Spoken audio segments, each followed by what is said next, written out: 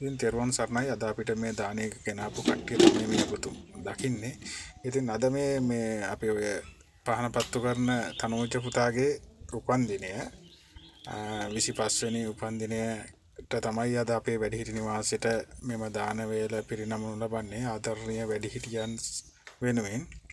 ඉතින් මේ පුතාට කරන කියන කටයුතු ඒත් සාර්ථකව කර ගැනීමට හැකියාව ලැබේවායි එතකොට තියෙන ගහදෝ අපල දුරු වේවායි කියලා අපි ප්‍රාර්ථනා කරනවා. ඉතා ආදරෙන් අපේ වැඩිහිටියෝ මෙම දානය පිළිගන්නනු ලැබුවා. ඉතින් බොහොම ස්තුතියි තනෝජ පුතාට සුබ උපන්දිනයක් කියලා අපි ප්‍රාර්ථනා